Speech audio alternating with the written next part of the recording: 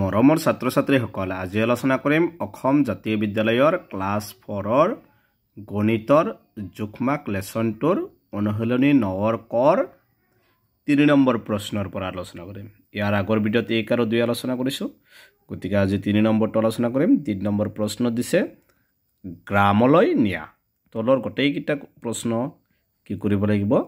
গ্ৰামলৈ নিব লাগে। গতিকে ক নম্বৰটো দি আছে 20 কিলোগ্ৰাম। এতিয়া তোমালোকে এককটো জানিব লাগিব যে কিমান কিলোগ্ৰামত কিমান গ্ৰামত 1 কিলোগ্ৰাম এনেকে বা কিমান হেক্টগ্ৰামত কিমান গ্ৰাম এনেকে জানিব লাগিব। তোমালোকে মই ইয়াৰ আগৰ ভিডিঅ'ত কৈ দিছো, সেইকেইটা তোমালোকে মুখস্থ কৰিবা।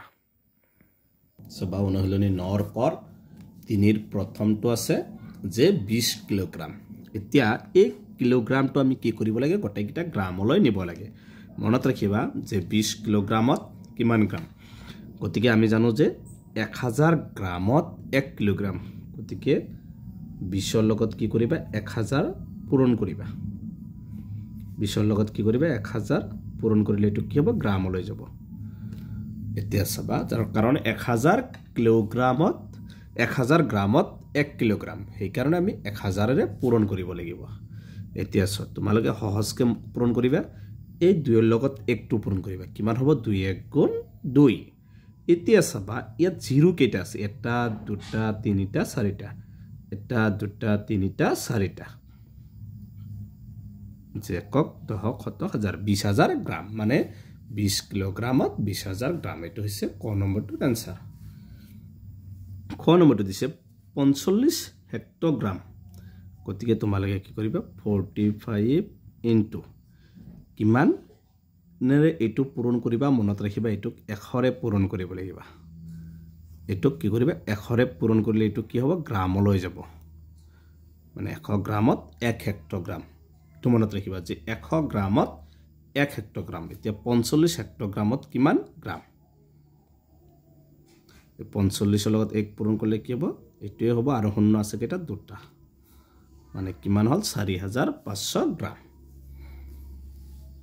ঘ নম্বৰটো 25 ডেকাগ্ৰাম।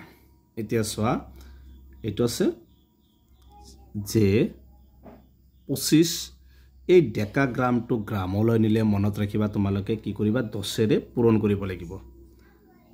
যে ডেকাগ্ৰামটো গ্ৰামলৈ নিলে কি কৰিবা? 10ৰে পূৰণ কৰিব লাগিব। গতিকে 25 1 গুণ 25, তলত আৰু এটা কি আছে? লগত শূন্য, মানে কি হ'ল? 250 গ্ৰাম। এতিয়া খ নম্বৰটো 25 কিলোগ্ৰাম 4 হেক্টগ্ৰাম। এতিয়া প্ৰথমে এই 25 কিলোগ্ৰামটো গ্ৰামলৈ নিব লাগে।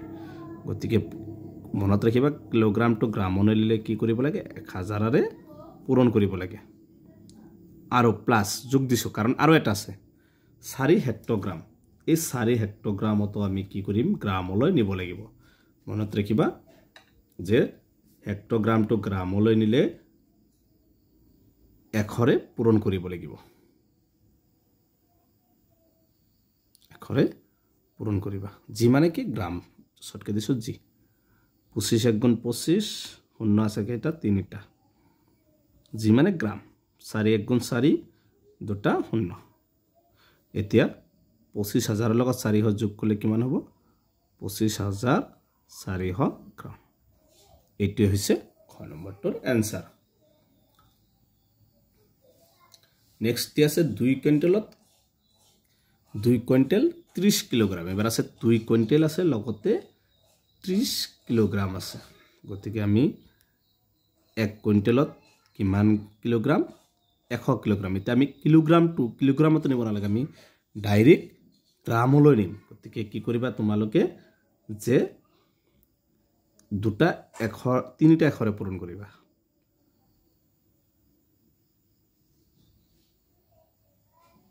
3টা 100ৰে পূৰণ কৰিলে কিমান হ'ব?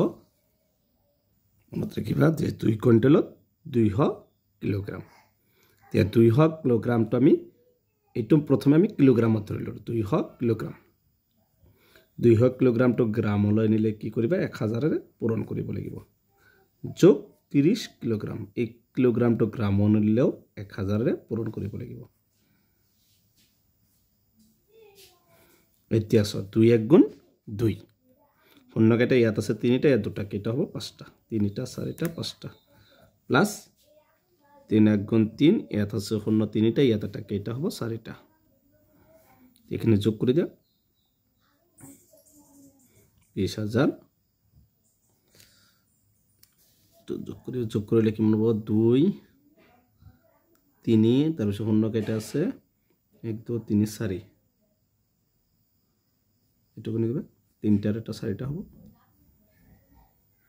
4টা এটা হচ্ছে গ্রাম 2,30,000 গ্রাম এটা হচ্ছে তোর অ্যানসার তারপর এটা হচ্ছে 13 কিলোগ্রাম 25 গ্রাম এটা একটা গ্রাম হলে নিয়ে আসছে গতিকে তোমালোকে অকল এইটো গ্রাম হলে নেব লাগে কিলোগ্রাম দি আছে কিলোগ্রাম টু গ্রাম নিলে মনত ৰাখিবা 1000 ৰে পূৰণ কৰিব লাগিব যোগ 25 গ্রাম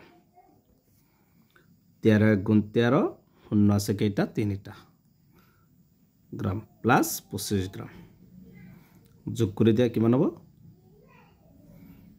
13 শূন্য 25 গ্ৰাম মানে 13000 কত হাজাৰ 13000 25 গ্ৰাম এটো হৈছে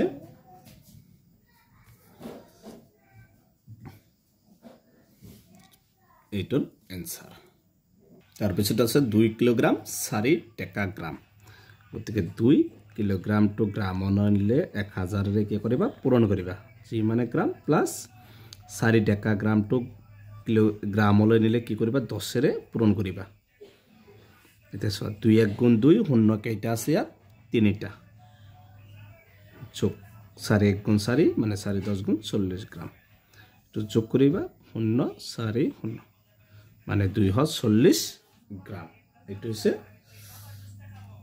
তোর অ্যানসার তারপিছত 24 হেক্টগ্রাম আর 25 গ্রাম মনত রাখিবা 24 হেক্টগ্রাম টু গ্রাম লৈ নিলে 100 ৰে পূৰণ কৰিব লাগিব আৰু ইফালে আছে 25 গ্রাম 25 এটো 24 সরি 24 1 গুণ 24 শূন্য 2টা প্লাস 25 গ্রাম এটো যোগ কৰিবা যোগ কৰিলে কিমান হ'ব 2 4 2 5 মানে 2425 গ্ৰাম এটো হৈছে বৰ্গকাৰ্য নম্বৰটো অ্যানসাৰ গতিকে আজিৰ ভিডিওটো এইখিনি ইয়াৰ পিছৰ ভিডিওত 4 নম্বৰ প্ৰশ্নৰ ওপৰত আলোচনা কৰিম তোমালোকে ভিডিওটো লাইক কৰিবা চেনেলটো সাবস্ক্ৰাইব কৰিবা থ্যাংক ইউ